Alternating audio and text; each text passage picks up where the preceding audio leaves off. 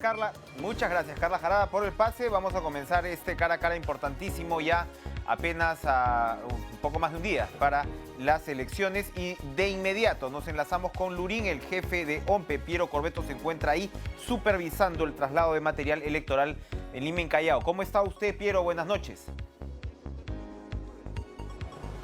Muy buenas noches, Enrique. Muy buenas noches a todos los amigos de Cara a Cara. Cuéntenos, por favor, la naturaleza de sus labores esta noche.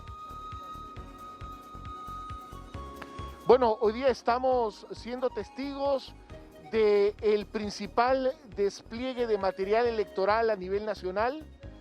Hoy día vamos a comenzar en unos minutos el despliegue para Lima y Callao. Eso implica mover 200 camiones, cada camión aproximadamente con capacidad para poder alojar material electoral para 18 locales de votación. Estamos teniendo también el apoyo de la policía con 200 patrulleros, cada uno va con un patrullero de custodia. Y además, por supuesto, decir que el volumen es de 380 toneladas de material electoral lo que desplegamos hoy día. Este es nuestro despliegue más grande y es uno ya de nuestros últimos esfuerzos logísticos con miras a poder tener todo el material mañana, como máximo a las 10 de la mañana a nivel nacional en cada uno de los locales de votación. Se espera entonces que todo esté listo.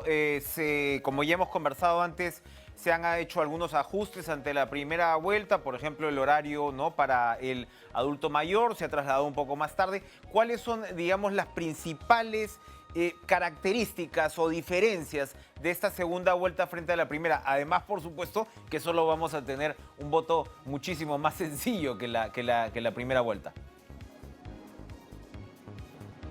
Así es, Enrique. Estamos pasando de 3 elecciones a solo una elección, y esa elección estamos pasando de 18 candidatos a solamente 2. Va a ser un esfuerzo menor tanto para los electores como para los miembros de mesa. Es importante decir que para esta elección hemos hecho algunas mejoras. En el tema de salud, si bien funcionaron muy bien los protocolos y los números demuestran que fue una elección segura y tranquila, estamos siguiendo la indicación del Ministerio de Salud, con los cuales hemos trabajado de la mano los 7 protocolos, y estamos incorporando doble mascarilla para ir a votar. Eso es fundamental, doble mascarilla. No protector facial, solo doble mascarilla. De otra parte, estamos también trabajando en la lógica de poder pedirle al ciudadano que pueda verificar su local de votación antes de asistir, que acuda con su lapicero azul, que vaya en el horario escalonado que propone OMPE. Y es bueno decir, como tú mencionabas hace unos minutos, Enrique, que el horario escalonado ha sido modificado para cuidar la salud y proteger mejor aún a los más vulnerables frente al COVID. Es por eso que los más vulnerables irán a votar, están convocados entre las 2 de la tarde y las 4 de la tarde, y comenzaremos nuestro voto escalonado con los DNIs, con los ciudadanos y ciudadanas cuyos DNIs finalicen en 1, que irán a votar entre las 7 y las 8 de la mañana, y así sucesivamente, con solamente una ligera para entre las 2 y las 4 para darle una mejor atención a los más vulnerables frente al COVID-19. Perfecto, esperamos entonces que la jornada, digamos, ocurra sin sobresaltos. ¿En qué momento se van a esperar los primeros resultados? Enrique, vamos a salir tal como lo hicimos en la primera vuelta, a las 11:30 de la noche, con el resultado del avance del procesamiento de actas que tengamos a esa hora. Es bueno decir que el repliegue de actas y por tanto el procesamiento de las mismas tiene 5 momentos que pueden ser coincidentes, pero son diferentes. El primero es un repliegue del voto y las actas urbanas a menos de 1 hora de los centros de cómputo. Con esa información fundamentalmente saldremos a las 11:30 de la noche. Luego hay un segundo momento de repliegue de actas, lo que es zona urbana a más de 1 hora respecto de nuestros 104 centros de cómputo. Luego, en un tercer momento, viene el voto rural, que en algunos casos debemos replegar actas por seguridad ya con la luz del día, al amanecer. Luego viene el repliegue de las actas de la selva, que tarda un poco más debido a la lejanía y a un uso mayor de deslizadores y de aeronaves para poder trasladar el material. Y por último, todos debemos ser conscientes que a partir del día martes estaría llegando en valijas diplomáticas las actas de los peruanos residentes en el exterior. Entonces son 5 momentos. Por tanto, le pido a la ciudadanía a través tuyo y a toda tu teleaudiencia de Cara a Cara, mucha paciencia, mucha tranquilidad para esperar los resultados que nosotros desde la OMPE garantizamos que sean fiel reflejo de la voluntad popular. En esa paciencia y tranquilidad que debe primar, lamentablemente hemos tenido antes esta conversación, pero precisamente por las circunstancias tenemos que volver a tenerla. Explíquele, por favor, a la ciudadanía por qué es imposible que haya cualquier tipo de fraude en estas circunstancias. ¿Por qué nuestro sistema electoral hace, como digo, virtualmente imposible esta posibilidad? Por 2 motivos fundamentales. El primero es por un diseño constitucional institucional que ha separado y especializado funciones. Todas las funciones de la organización, de la administración, de la ejecución y planificación de los procesos electorales están en manos de la OMPE y todas nuestras actividades están siendo fiscalizadas por el Jurado Nacional de Elecciones. Eso creo que es una garantía muy importante. Y de otra parte, a nivel procedimental, a nivel legal, en aplicación plena de la Ley Orgánica de Elecciones, es bueno decir que otra de las fortalezas que garantiza que no exista ningún tipo de posibilidad de fraude es que quienes conducen las mesas de sufragio el día de la jornada electoral son 3 electores elegidos aleatoriamente. Es una conformación ciudadana. No existen militantes o afiliados a los partidos políticos, ni parientes entre sí. Esos 3 ciudadanos tienen bajo su responsabilidad la conducción de la instalación, el sufragio y el escrutinio, siempre en presencia de los personeros de los partidos políticos. Ellos son los que cuentan los votos, ellos llenarán las actas, ellos firmarán las actas en presencia de los personeros de cada partido político, a los cuales invitamos a participar activamente, no solo en mesa, sino también en nuestros 104 centros de cómputo. Y esa es la mejor garantía. Tenemos 5 actas, 2 van al jurado, 2 a la OMPE, 1 a la organización política, que se guarda, además de que cada personero de partido político se va a llevar su acta. Esas actas se repliegan a los centros de cómputo, donde en presencia de los fiscalizadores técnicos del Jurado Nacional de Elecciones y de los personeros técnicos de los partidos políticos, se escanean, se hace un control de calidad del escaneo, se digita por 2 digitadores y solo se suma si es que esas 2 digitaciones son iguales. Esa información consta en nuestra página web, como también constará en nuestra página web la imagen de cada acta.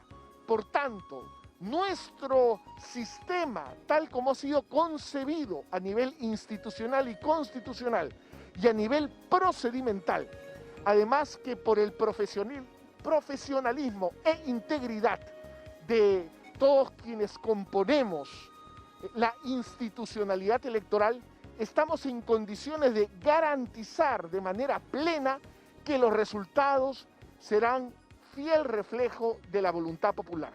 Incidamos un poco más en el papel de los personeros, porque finalmente, como usted señala, en todo este proceso, ellos son los que acompañan cada paso. ¿Qué es lo que los personeros pueden exigir? ¿Qué es lo que los personeros pueden objetar sobre el proceso en sí, en ese mismo momento? ¿Cuál es el papel de ellos en esas circunstancias? Ellos tienen la posibilidad de fiscalizar y de presenciar cada uno de los momentos de la jornada electoral, en la instalación, en el sufragio y en el escrutinio. Ellos son de alguna manera quienes protegen, entre comillas, el voto de cada una de las organizaciones políticas, y pueden hacer observaciones, la ley orgánica lo contempla, y de ser el caso, dejar esas observaciones consignadas en el acta electoral, en cada uno de los 3 momentos. Cuando nosotros anunciamos esta conversación que íbamos a tener con usted, hemos puesto en redes sociales las preguntas o pedir las preguntas de los televidentes. Y hay una inquietud que más o menos se repite. Pregunto si es que ha cambiado en algo este método de conteo que usted señala y explica por qué es tan seguro. ¿Ha cambiado esta metodología? No, la metodología es exactamente la misma, como es el mismo también el padrón electoral, estimado Enrique. Es bueno que todos sepan que el padrón electoral que utilizamos en la primera vuelta es el mismo padrón que utilizaremos en la segunda vuelta, sin añadidos y sin recortes. La manera como nosotros y precisamente los miembros de mesa en presencia de los personeros, porque hay que decir que la OMPE no cuenta votos, la OMPE lo que hace es procesar las actas que cuentan los votos, que escrutan los miembros de mesa, ¿no es verdad? Los procedimientos que tenemos son los mismos siempre. Lo que pasa es que en este caso va a ser bastante más fácil y rápida la tarea, debido a que solamente son 2 las posibilidades de marcar y 2 los votos que contar, 2, digamos, las opciones que contar. Perfecto, Piero Corbeto, jefe de OMPE. Muchas gracias, como siempre, por atendernos en estas circunstancias de tanta recarga de trabajo. Estamos seguros que la jornada del domingo será otro ejemplo cívico y democrático de la conducta del electorado. Gracias por estar con nosotros y suerte en el trabajo.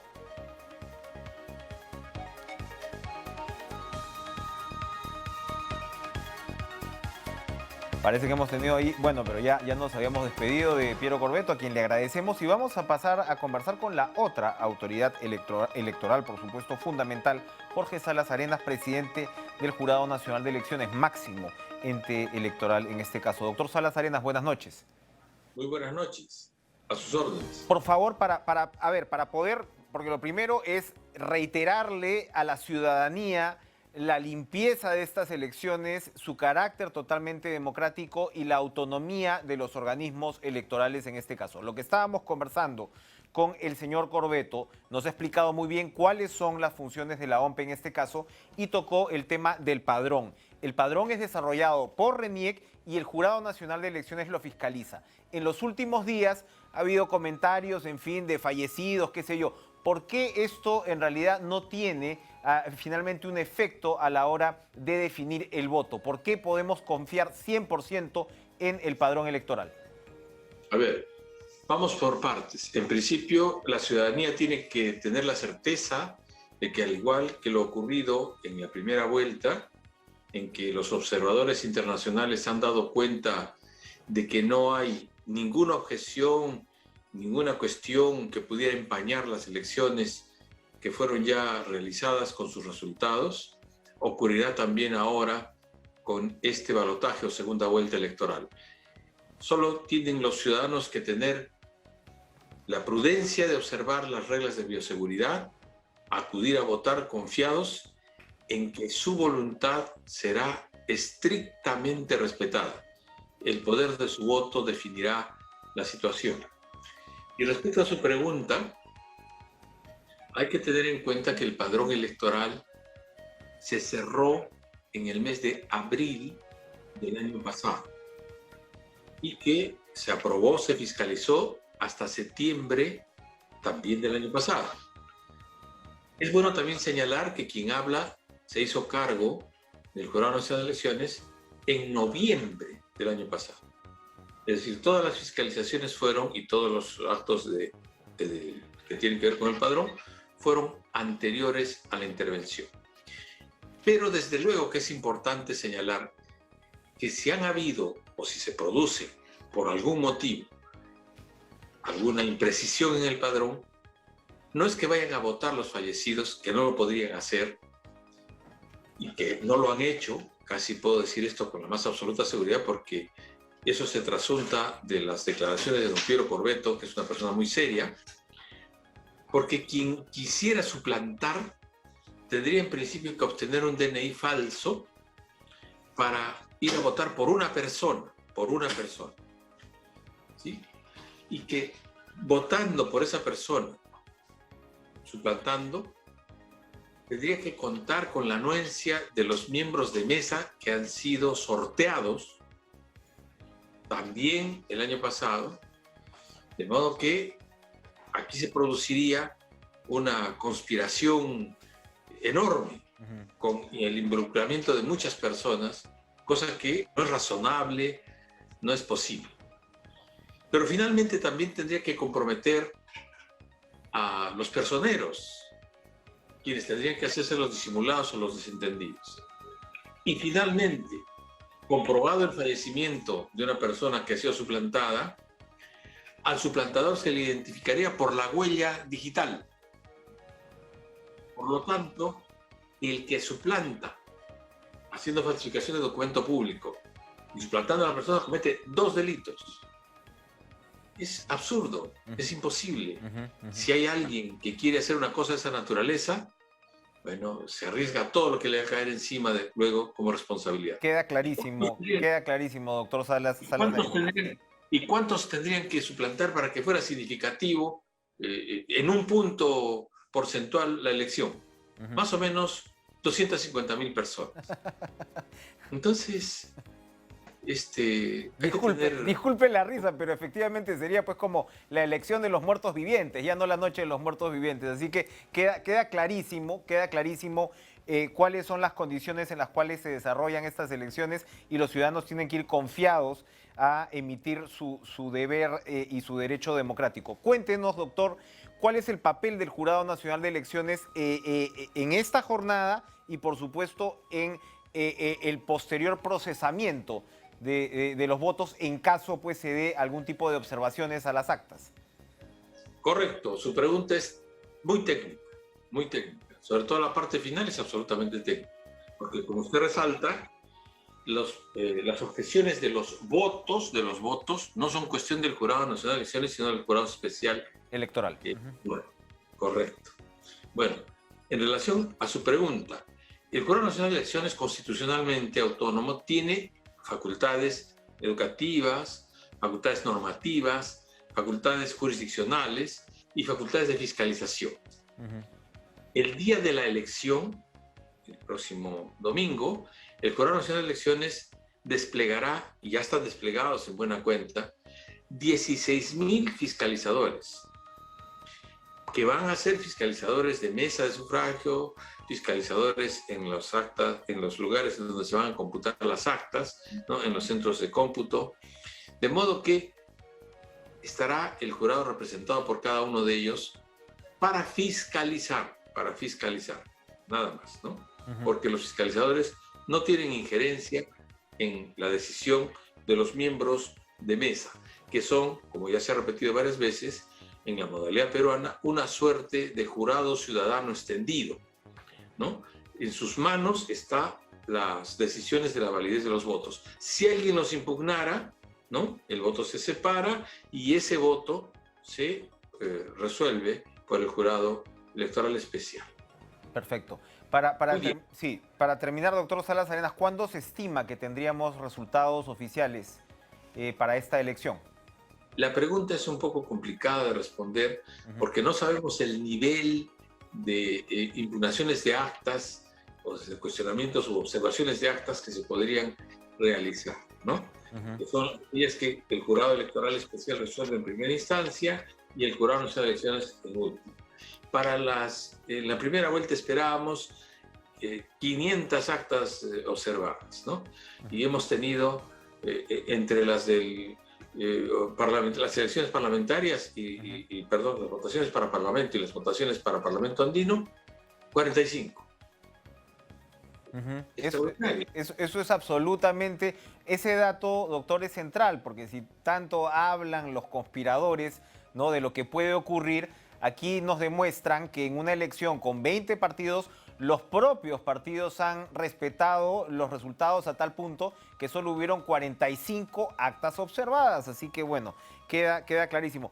Doctor Salas Arenas. No estoy yo decirle cuándo podrá tener resultados definitivos, porque seguramente don Piero, no lo he escuchado, pero don Piero Corvetto señala que, con prudencia, que los datos, el ingreso de las actas a la OMPE va a ser escalonado. Primero las más próximas, luego las más remotas y finalmente las que no están cerca, ¿no? Incluidas las actas del extranjero. Una vez que ingresen todas las actas del extranjero, ¿no? Es que tendremos la posibilidad de establecer, sin perjuicio de ir avanzando, desde luego, cuando tendremos una fecha de determinación definitiva del resultado electoral.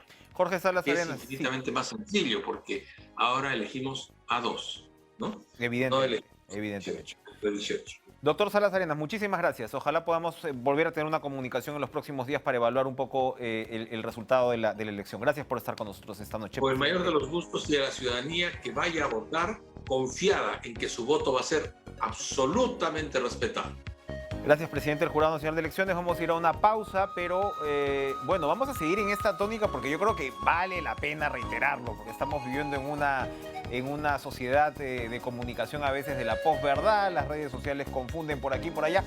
Vamos a seguir con el tema de las elecciones, por supuesto, para conversar con Iván Lanegra, secretario general de la Asociación Civil Transparencia. No solamente instituciones electorales están, por supuesto, en juego, sino también los propios observadores electorales que garantizan la probidad de las elecciones de este domingo. Volvemos.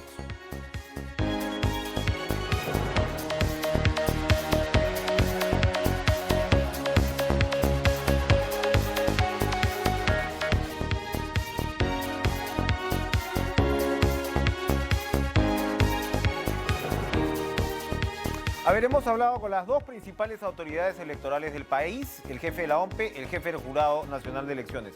Vamos a ir un poquito, digamos, desde fuera, desde la sociedad civil, para explicarle a la teleaudiencia si las elecciones son totalmente seguras. Iván Lanegra, secretario general de la Asociación Civil Transparencia. Buenas noches, gracias por estar con nosotros. Buenas noches, ¿cómo están? ¿Son seguras las elecciones, Iván, en el país? ¿Son 100% seguras? Están completamente garantizadas, ¿no? Tanto en sus elementos procesales, vinculados con el acto de sufragio y el escrutinio posterior, como también seguras en términos sanitarios, ¿no? Como ha quedado demostrado en la primera vuelta, en donde, pues, como se ha visto por las cifras del contagio, no hubo ningún tipo de impacto, ¿no? De las elecciones respecto de las cifras de la pandemia. Tenemos además todo un despliegue de observadores. Hay, entiendo yo, 150 observadores internacionales acreditados. ¿Qué rol juegan estos observadores? Hay dos tipos de observadores, los internacionales y los nacionales. Hay 23 organizaciones internacionales acreditadas y dentro de ellas hay 150 observadores. Y en el caso nacional, Transparencia, como ocurre pues ya hace el año 94, ¿no? Pues realiza también una tarea de observación. Y las tareas se desarrolla pues en 180 locales, ¿no? En todo el país, centro de votación me refiero, incluyendo ciudades en el extranjero. Y la labor que hacemos todos los observadores es pues verificar el cumplimiento de los estándares que están establecidos en la legislación para el desarrollo de las elecciones. Y después de observar, hacemos informes, pues detallando aquellas cuestiones que hemos visto y también planteando recomendaciones para la mejora continua de las elecciones en el Perú. Perfecto. Iván, si mal no recuerdo, en la primera vuelta Transparencia estuvo entre quienes emitieron comunicados advirtiendo de tomar las cosas con calma en términos de la información que se iba emitiendo, sobre todo con encuestas. Lo que hemos conversado hace minutos con Piero Corbeto, que nos ha ido explicando cómo van a ir llegando las actas y el conteo se va dando según lleguen las actas. Es decir, los conteos de la OMPE en principio no expresan, digamos, un panorama general. A medida que van llegando, se van contando. Pero lo que tenemos siempre es una encuesta a boca de urna. Por lo general, entiendo yo que esta vez va a haber solamente una, realizada pues por una empresa privada a encargo pues de un canal de televisión, y luego está el famoso conteo rápido. Explíquele por favor a los televidentes más o menos qué es lo que debemos ver, escuchar y con qué actitud. Bien, el boca de urna es un sondeo que se hace en los locales de votación que han sido seleccionados por la entidad que hace este sondeo, y en donde se pregunta a las personas al salir de votar, ¿no? Al salir del lugar de votación, por quién votaron. Y de esa manera se obtiene un aproximado del resultado electoral. Sin embargo, tiene algunas limitaciones, para empezar, el hecho de que sea eso, un sondeo, ¿no? Puede haber una diferencia entre lo que declara una persona y lo que efectivamente fue el voto. Y en segundo lugar, porque se hace todavía a horas donde el proceso no ha acabado. Es decir, todavía faltan personas por votar. O sea que puede haber una diferencia entre lo que se recoge en ese momento y lo que finalmente se llega como resultado. Por esa razón tiene un margen de error bien amplio, ¿no? Y ese es el flash electoral famoso, ¿no? Que se ocurre a las 7 de la noche. Luego viene el conteo rápido. En ese caso estamos hablando de una muestra de actas del total de mesas del Perú. Entonces, al ser sí una muestra representativa, suele tener una cercanía, una mejor cercanía respecto al resultado oficial final que va a dar la OMPE. Entonces, el conteo rápido va a tener una aproximación sin duda mejor. Y como bien señalas, efectivamente la OMPE va a ir dando resultados, pero no como una muestra del universo de electores, sino conforme vayan llegando, ¿no? las actas procesadas al sistema de conteo. Entonces, a lo que hay que tener es mucha tranquilidad, ¿no? Es decir, estas cifras van a ser cifras parciales y eventualmente vamos a ir conociendo a lo largo de las horas ya un aproximado mucho más cercano a la cifra definitiva. Claro, se sabe, por ejemplo, que un conteo rápido, me refiero, por ejemplo, a la elección anterior, ¿no? A la elección, digamos, presidencial anterior, que fueron 42.000 votos de diferencia apenas entre un candidato y la otra candidata. Y se habla mucho, digamos, de, por ejemplo, la población en el extranjero, obviamente no suele ser encuestada. ¿La población en el extranjero está incluida en el conteo rápido? Sí, sí lo está, porque parte de las actas que se pueden seleccionar incluyen ese universo. Por esa razón es que es mucho más fácil hacer una aproximación, ¿no? En realidad, el conteo rápido, como digo, es un muestreo de actas, ¿no? Por lo tanto, lo que ustedes van a ver es una suerte de muestra en pequeño del universo completo. Eso es lo que lo hace y permite que sea tan cercano, ¿no? El resultado del conteo respecto del resultado oficial. Para terminar, bien, ¿cuántas horas es más o menos la que separa el flash electoral, que en este caso va a ser a las 7 de la noche, que usted ya nos ha reiterado cuáles son las características y cómo hay que tomarlo con una pizca de sal, con el conteo rápido? Me parece que son 3-4 horas. La última vez estuvo alrededor de las 10 de la noche el conteo rápido, si no estoy mal. Así es, así es. Bueno, todo depende también del trabajo de la propia empresa, ¿no? Porque ese es un tema que depende de qué tan rápido alcance la información, porque tiene que esperar las actas, porque eso es muy importante, ¿no? En el caso del conteo rápido se toman como referencia actas, que ya son los votos que han sido debidamente, pues, identificados, ¿no? Contados en cada una de las mesas. Un comentario para terminar. En las últimas horas, en los últimos días en realidad y en las últimas horas, me parece, hemos escuchado a los actores políticos ya con una actitud mucho más seria frente a poder cuidarse de no distribuir ningún rumor con respecto a lo que hemos estado hablando. ¿Ustedes creen ya que, digamos, están alineados los actores políticos en términos de aceptar los resultados democráticamente? Confiamos que sí, pero igual hay que seguir insistiendo en la importancia de actuar con mucha responsabilidad. Estas son horas que deben mezclar la tranquilidad, la calma, la reflexión, pero también tener una actitud serena. De manera adecuada, como corresponde, de manera democrática, va a ser un indicador del tipo de situación que vamos a vivir en los siguientes años. Hay que recordar que ese tipo de señales son indispensables y muy importantes cuando se trata de democracias como la nuestra, ¿no? Donde siempre hay debilidades que enfrentar.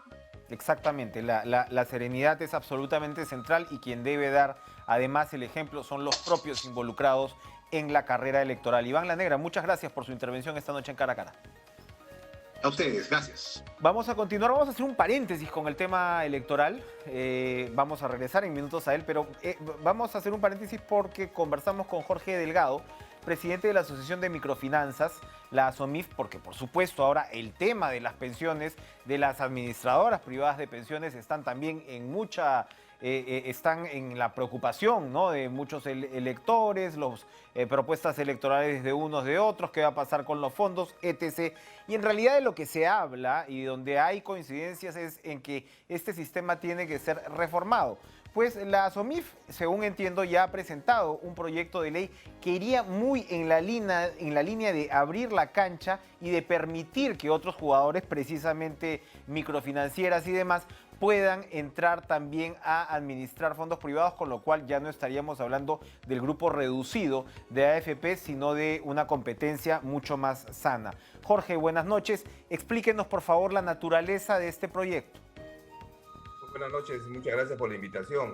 Como tú bien me mencionas, ASOMIF, que es la Asociación de Instituciones de Microfinanzas, genera una iniciativa en que lo que propone es una mayor competencia e inclusión en el sistema privado de pensiones, ¿no? Es importante mencionar que esta iniciativa nace justamente producto de esas inquietudes y preocupaciones de las instituciones de microfinanzas sobre el entorno y la coyuntura del sistema privado de pensiones, donde consideramos que el foco principal es contribuir en generar una alternativa y un mayor nivel de competencias con menores costos y comisiones. Y el objetivo básicamente es permitir que potenciar un mercado abierto al sistema privado de pensiones, donde participen las instituciones de microfinanzas reguladas por la superintendencia, lógicamente, promoviendo una mayor apertura donde los afiliados de las AFPs van a ser los principales justamente actores y beneficiarios, al ser cada uno de ellos los que van a elegir y tomarán sus propias decisiones en función a las variables del mercado que ofrecerán en ese momento como inversión o rentabilidad para su fondo individual de pensiones. Y lo que quiero decir con esto es, sabemos que las AFPs solamente hay un número reducido, nosotros somos como 20 y tantas instituciones, por lo tanto se abre un poco el mercado donde las personas que van a tomar las decisiones van a ser los afiliados. Si ellos necesitan tener y ven que la rentabilidad en las AFPs, que es volátil, es bastante importante y representa justamente una inversión prudente y adecuada para ellos, se quedarán en las AFPs. Si miran que la volatilidad de sus inversiones en la AFP comienzan a reducirse, tomarán las decisiones y podrán ir a una institución de microfinanzas que le ofrecerá una tasa de interés de renta fija. Igual a los 2 años o 3 años o el plazo que cada uno de ellos elija individualmente una institución de microfinanzas, si pongamos que sean 3 años, a los 3 años él mira su tasa de interés antes de renovarla y mira cuál ha sido las inversiones y la rentabilidad que ha tenido las AFPs. Entonces, si ve que la rentabilidad ha sido mucho mayor a las AFPs, regresará a la AFP. Entonces, se convierte en una bisagra donde quien elige es el afiliado, no el Estado, ni las AFPs, ni nadie. Ellos eligen en función a la rentabilidad, al riesgo que quieran asumir. Pero adicionalmente a ello es relevante también y muy importante destacar que esta iniciativa tiene un tema adicional que es importante sin dejar de decir que lo demás es importante, que es la inclusión al sistema privado de pensiones de los independientes, de los pequeños y microempresarios, como cualquier peruano que desee tener una posibilidad de iniciar y constituir un fondo de pensión individual. Situación que en el sistema privado de pensiones nunca fue contemplado ni nadie se ha preocupado por hacerlos participar. Entonces hoy día estamos ¿Cómo se les haría inclusión para los participar? ¿Qué pequeños incentivos se les daría? ¿Qué facilidad se les daría? que ellos pueden abrir una cuenta especial de jubilación en ese depósito a plazo. Lo que pasa es que ellos no son dependientes porque no tienen una boleta de pago. O sea, no dependen de un sueldo, ellos generan sus propios ingresos. Entonces, al generar sus propios ingresos, ellos dispondrán del importe que ellos necesitan para colocarlo en esta cuenta a plazo, ahorro plazo, rentabilidad, con la cual ellos van a generar un fondo y generar una rentabilidad, lo que antes no tenían. Entonces, esta es una forma también de formalizar y que las personas que son independientes y pequeños microempresarios comiencen a pensar en su jubilación teniendo un fondo que de repente será intermedio, pequeño, lo que fuera, pero creo que es el gesto de comenzar a generar algo para su futuro y ellos irán incorporando mayor cantidad de dinero en función a que van viendo su rentabilidad y que les va generando una tranquilidad para su futuro. Rapidito, por favor, porque Entonces, se nos ha terminado el tiempo. Ustedes han presentado el proyecto de ley al Congreso. ¿Podría pasar en este Congreso que está por irse o más probable es que vaya al próximo? Yo creo que ya hemos presentado esto al Congreso, a la Comisión de Economía, a la Superintendencia del BCR. Creo que ya es cuestión de que el Congreso de este momento que se preocupe de mirar ese tema porque hasta ahora no han concluido absolutamente nada. Entonces estamos dispuestos a ayudar, a conversar, a generar expectativas para reforzar el sistema privado de pensiones, para darle forma y no más bien en perjudicarnos y liquidarlo. Entonces esperamos que el Congreso no llame, sino que nos convoque el próximo Congreso, pero es una iniciativa que está generando expectativa, mucha expectativa con una visión de futuro, de enriquecer y no entorpecer el sistema privado de pensiones, y se tendrán bienvenidas todas aquellas cosas inteligentes y razonables que generen mayor espacio para sostenimiento del sistema privado de pensiones y su mejora en el tiempo, ¿no? Aquí hablamos de corregir finalmente las fallas del mercado, ¿no? Y como usted señala, darle tranquilidad a quienes ya tienen sus fondos y esto pues superaría en buena medida un debate que con justa razón tiene a muy intranquilos a parte pues, de la población. Gracias, Jorge Delgado, presidente de la Asociación de Microfinanzas, por compartir el contenido de este proyecto de ley. Vamos a ir nosotros a una pausa y regresamos con José Manuel Magallanes, doctor en Filosofía y Psicología de la Universidad Católica del Perú, la Pontificia Universidad Católica del Perú. Bueno, ¿qué va a pasar a partir del lunes? ¿Cómo nos vamos a reconciliar y tranquilizar los peruanos? Volvemos a ver.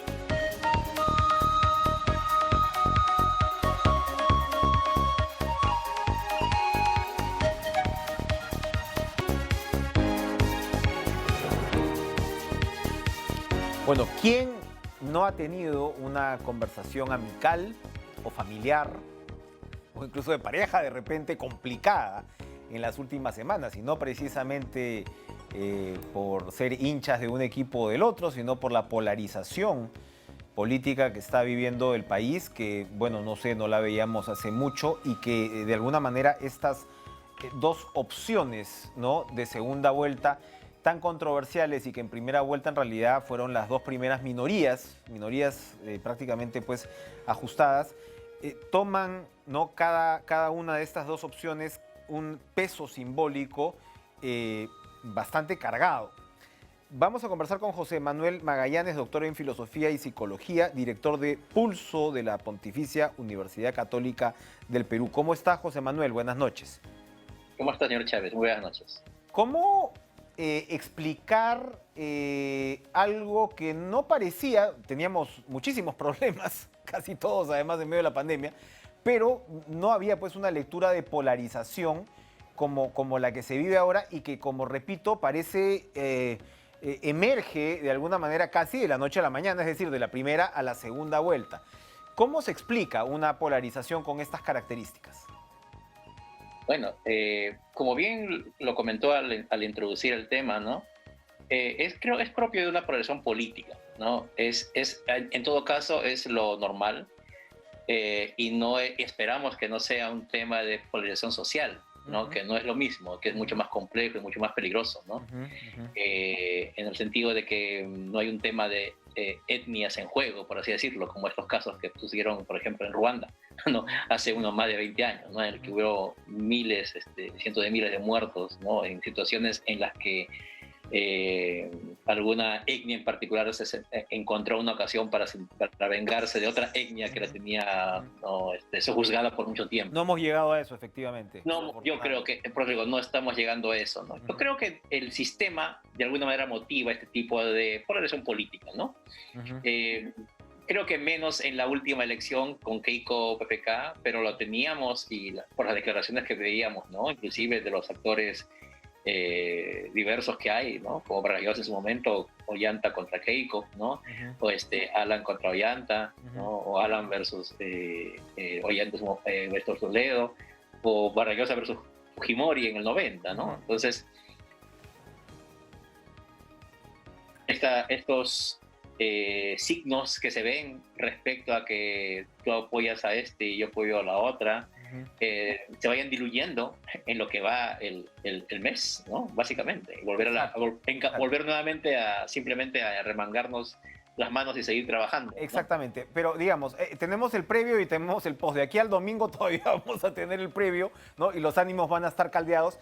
Y lo que llama la atención, porque sí es un fenómeno además interesante en realidad, es cómo se le asignan valores y antivalores a las dos candidaturas, ¿no? Entonces, por supuesto, por el tema del antifujimorismo, ya sabemos todo lo que aquello significa, pero al mismo tiempo entonces el candidato Castillo comienza a encarnar una demanda de cambio que incluso probablemente lo trasciende, ¿no? En términos de, entonces se comienza a comparar con lo que ocurre en Colombia, con lo que ocurre en Chile, y se le asigna a esa candidatura, ¿no?, ese peso. Y por el otro lado, con la señora Fujimori, ella pasa a ser, para los críticos del otro candidato, pues la garantía democrática, que en realidad no era pues con lo que usualmente se identificaba al fujimorismo. Entonces, es interesante estas digamos, valencias, es como una percha, ¿no?, donde se van colgando sacos que en realidad antes no te imaginabas que iban a ser colgados en esos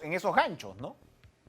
Sí, lo describe bastante bien. Es una situación en la que, por hacer otra analogía, ¿no?, tenemos una serie de ingredientes en la mesa y cada quien elige uno, y porque yo elijo uno ya tú no lo puedes elegir, ¿no?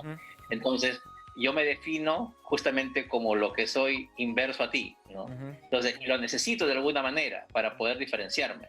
Era mucho más difícil en la elección anterior contra Keiko PPK, ¿no? En este caso el discurso lo ha permitido, ¿no? Ahora hay cierta artificialidad, ¿no? Hay cierta artificialidad en esa valoración. Necesita verla en estos momentos, como no es un tema de polarización social, sino política, necesita construir ese discurso en el momento. Claro, ¿no? claro. O sea, si tú eres buena para esto, eso representa justamente contra lo que yo quiero luchar, ¿no? Que cada característica que tú tengas es la que yo no debo tener, ¿no? Cada cosa que tú propongas es la que yo digo que está mal, ¿no? Es necesario, porque si no, alguno de los dos podría correr un tipo de riesgo. Ahora, que lo hayan aprovechado bien, yo creo que nosotros hemos luchado un poco más para tratar esa diferenciación, ¿no? En el camino probablemente se ve un Castillo que comienza, hay momentos en que en la plaza puede ser un poco más agresivo, quizá en un buen sentido de la palabra, ¿no? Y en las entrevistas, en los debates es más moderado, ¿no? Probablemente sea más moderado de lo que parece, no lo sabemos, ¿no? Pero sí es cierto que el lenguaje inclusive de él, que fue más de separación, mucho más polarizante en abril, también ha tenido ciertas modificaciones. Y que bueno, si la elección duraba un mes más, de repente también ya se acercaban más hacia un punto todos, ¿no? Efectivamente, el tema de la duración de la segunda vuelta, yo creo que en el Perú al final, porque han criticado, ¿no? Había quienes decían que tenía que ser como en Francia, prácticamente la semana siguiente, pero en el Perú, como tienes estos enigmas electorales y estas candidaturas chiquitas en realidad, pues es bueno que tengas esta segunda vuelta para que tomen esa nueva personalidad, para que incluyan, ¿no? a más actores o a más sectores de la sociedad. Ahora, José Manuel, acá parece haber también, usted mencionaba la elección PPK-Keiko, acá, digamos, parece que en parte lo que exacerba mucho los ánimos es la posición ante el modelo económico, ¿no? Y eso incluye mucho, o sea, Lima provincias, desposeídos, entre comillas, ¿no? Versus una clase media emergente, etc. ¿Eso pareciera ser, digamos, un factor especialmente crítico ahora, a diferencia de otras elecciones? Creo que no lo fue cuando fue Keiko Ollanta, creo que fue similar, ¿no? La presencia del voto de Ollanta es similar a la que tuvo Castillo esta vez, sí. ¿No? Eso me parece bastante claro, ¿no? Pero lo que sí debe preocupar pongamos una fecha, ¿no? A 20 años más o menos de haber pasado de una etapa de conflicto interno, ¿no?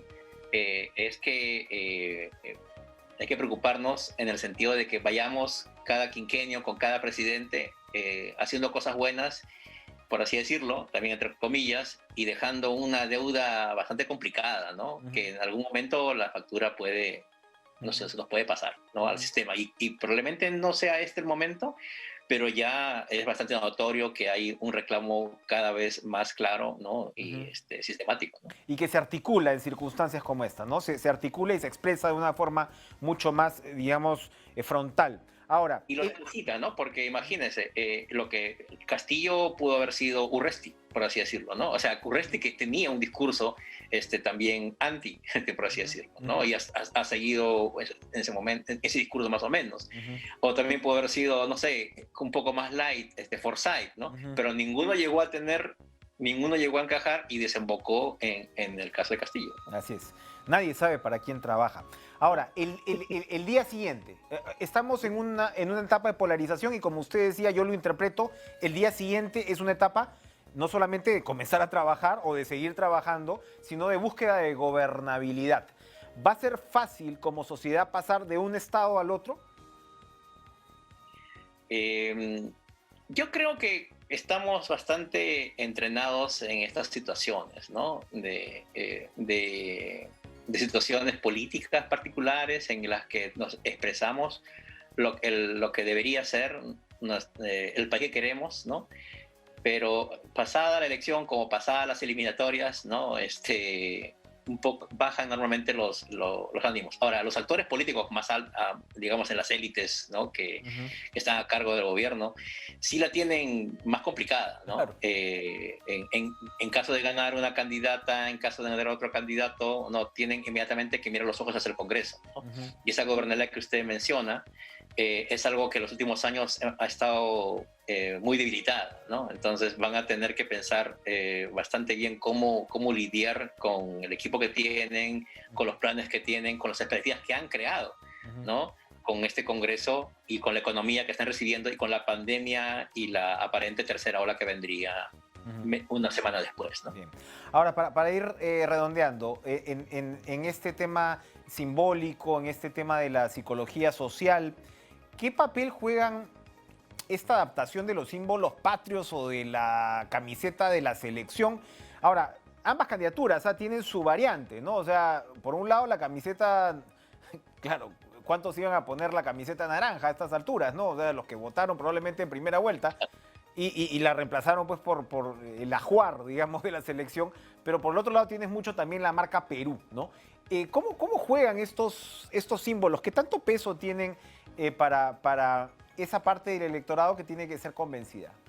Bueno, en general todos los símbolos ayudan a rápidamente simplificar algo, ¿no? Una complejidad, ¿no? La apuesta del partido de Keiko Fujimori fue por ese lado. Uno quería simplificar rápidamente que ella representaba de alguna manera en su lenguaje o en su discurso salvar al país y vengan todos los que puedan o todos los que quieran, ¿no? Ya estoy sin camiseta naranja. Trató de resumir en eso varias cosas, ¿no? Y en el caso de Castillo, ¿no? Puede haber querido representar muchas cosas, como diciendo, yo no tengo ningún problema también en representar el país, no tengo esta camiseta es de todos, también la uso yo y no te diferencia a ti de mí, ¿no? Entonces, y de alguna manera lo pone un poco más moderado, ¿no? No sale con un polo completamente rojo o una hoz y un martillo, ¿no? En el pecho. Entonces, quizás, como le digo, ¿no? Castillo sea más moderado de lo que pensamos, ¿no? Quizás. Gracias, José Manuel Magallanes, doctor en Filosofía y Psicología, director de Pulso de la Pontificia Universidad Católica del Perú. Gracias por compartir estas observaciones tan interesantes. Vamos a ir a una pausa y regresamos con lo último.